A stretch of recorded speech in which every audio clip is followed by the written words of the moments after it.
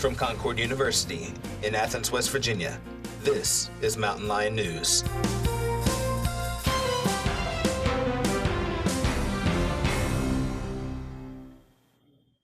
Hello and welcome to Mountain Lion News. I'm Erica Garnes, and if you are looking for something to do on the Campus Beautiful, look no further. Here is MLN's Kiana Johnson with Campus Connection.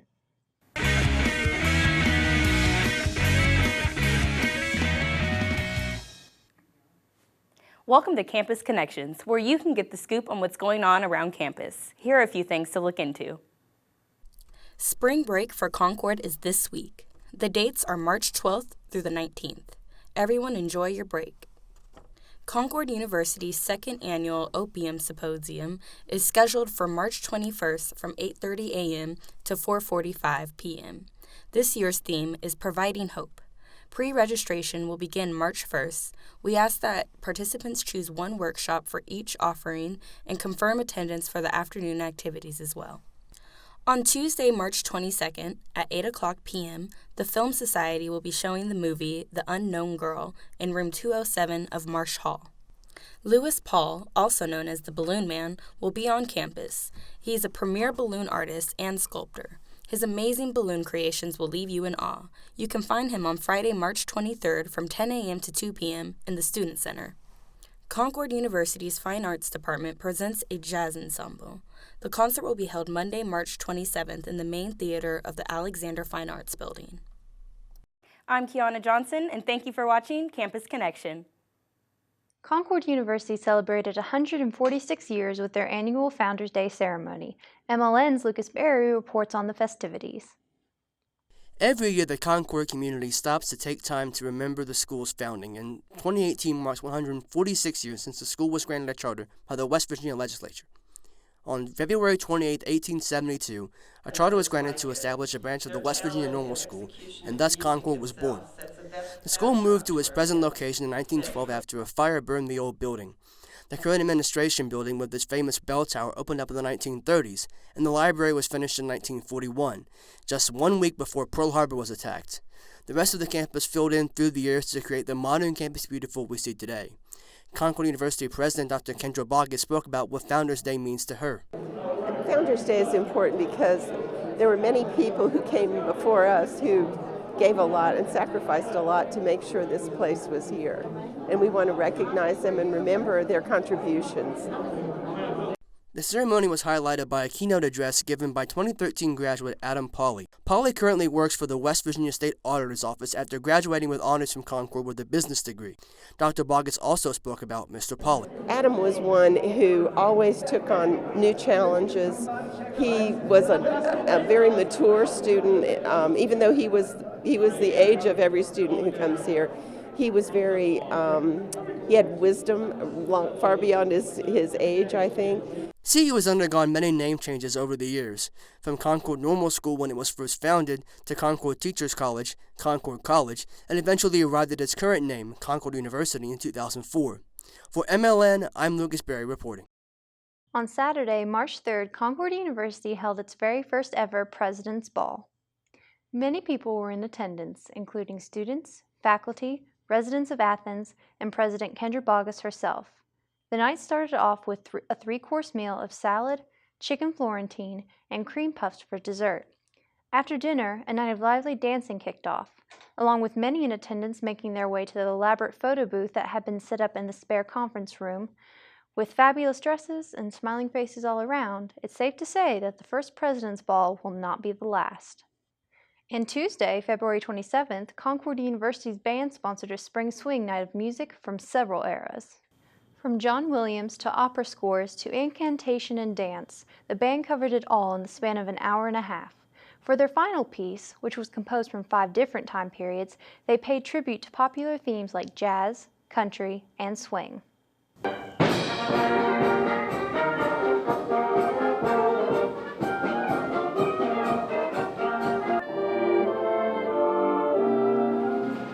It was definitely a lively night, and Concord students who are looking for adventure are able to climb great heights for free.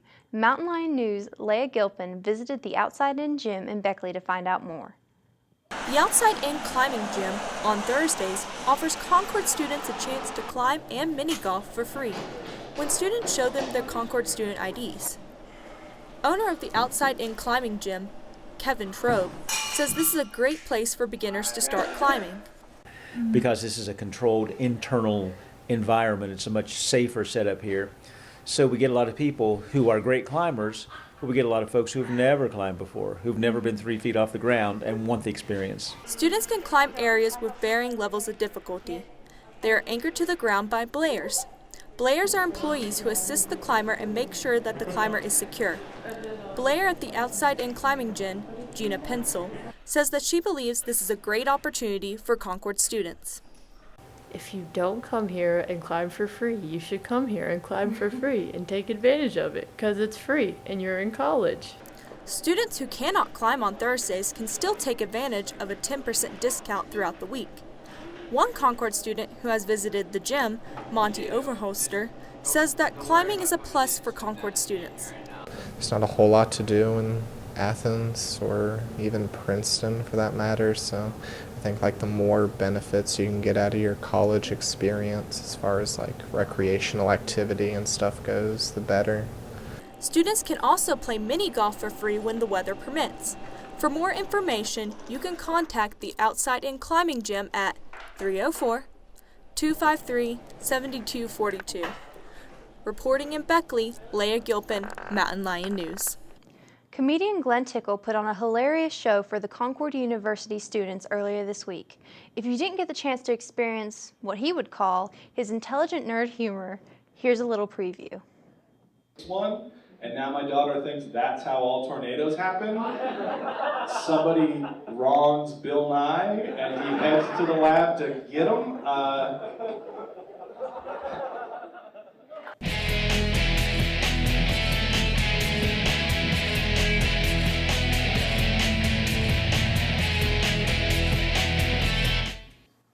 It's that time of year again, folks, bracket season, and Concord was no exception as both the men's and women's basketball teams participated in the Mountain East Conference Tournament in Charleston.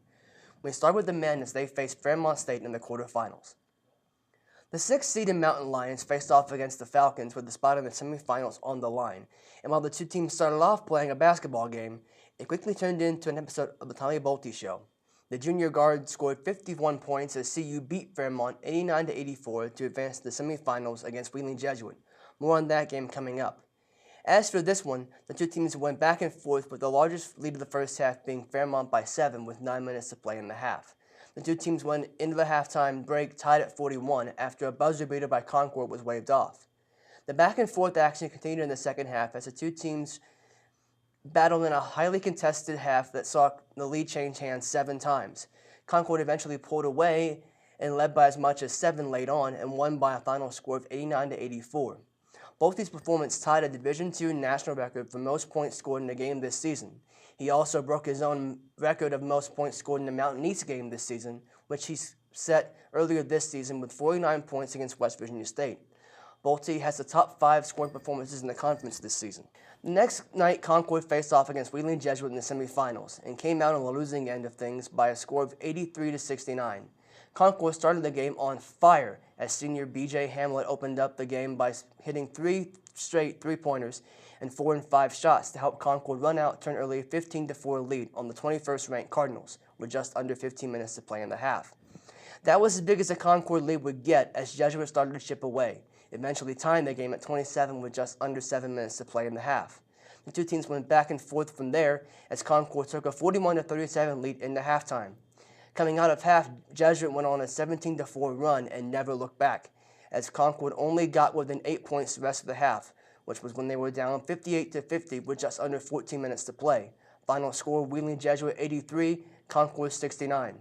Tommy Bolte followed up his 51-point performance by scoring a game-high 28 points, and senior B.J. Hamlet added another 12 in his final college game. It was also the final college game for Cal Cestaro. CU finished with a record of 17 wins and 13 losses on the season. We here at MLM would like to congratulate the team on a successful season. Oh my gosh, how did you remember all of that? I think it helps when you were at the game. I mean, that was amazing. I couldn't imagine just the back and forth like that. And you have to be proud of them just for making it to the bracket. Absolutely. 10 teams out of 12 get in from the conference, so if you're in the top 10, it's an achievement in and of itself. Exactly. Well, coming up after the break, we're going to have Mountain Munchies and Rolls That Move the Soul, so stay tuned.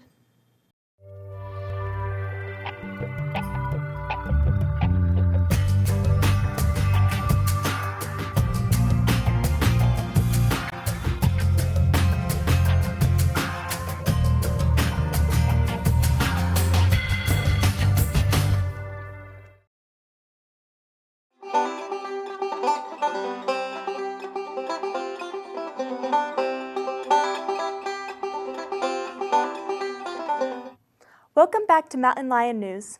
I'm Leah Gilpin and this is Mountain Munchies, where we review unique restaurants. Today we are reviewing Dolly's Diner, a restaurant that transports customers back in time. Owner of the diner, Dolly Lane, says she wants customers to see the diner as a second home. I feel like it is a family-oriented place. We want everybody that comes in the door to feel like they're part of our family, and we try to treat everybody that way, and I think that makes it unique. The restaurant is also unique in style.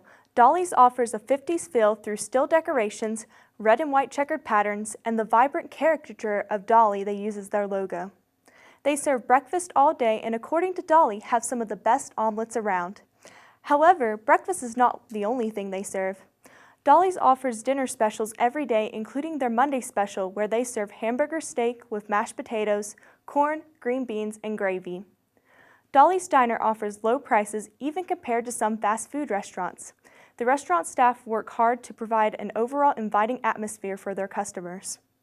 Well, that's all we have for today for Mountain Munchies. I'm Leah Gilpin. Back to you, Erica. Thanks, Leah. And now we're going to toss it over to Kiana Johnson for Rolls That Move the Soul.